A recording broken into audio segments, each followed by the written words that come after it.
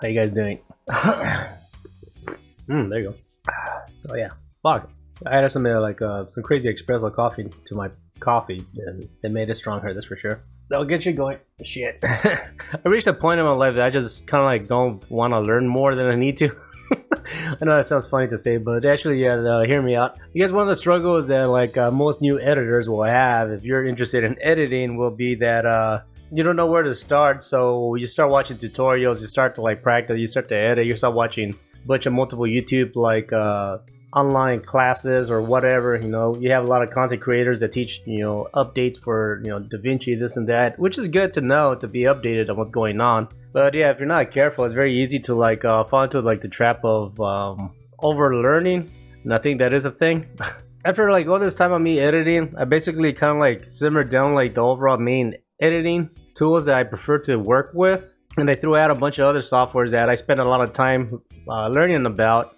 For example, Cinema 4D, 3D software, After Effects. I was into After Effects for a long time, shit like that.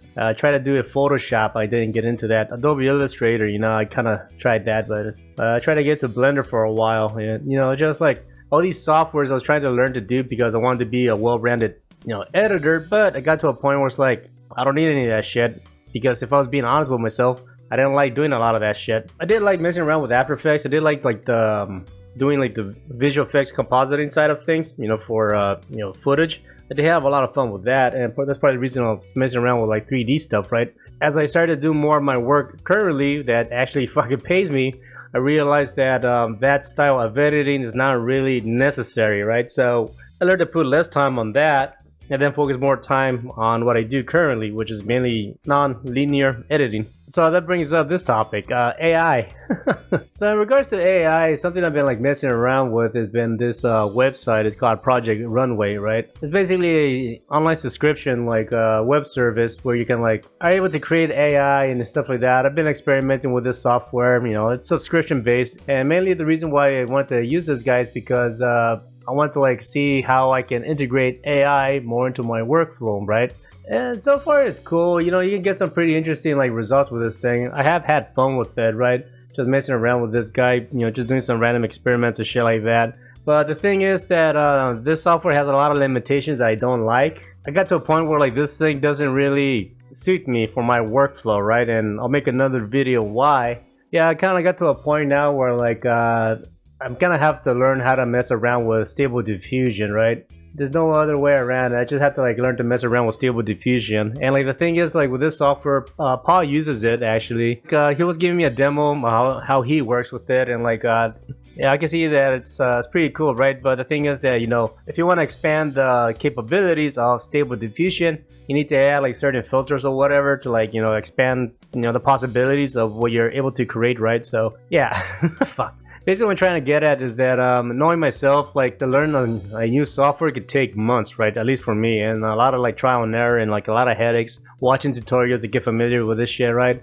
And this stuff can take time, and that's the thing I was trying to avoid, to be honest, is that I was trying to see if I could use this other software, which is a paid subscription, because it does it for me. But after a fucking year, I realized that this doesn't really work for me for the way how I work, right? It's a good software to start out with, but it has its limits, and I'll talk about it later, right?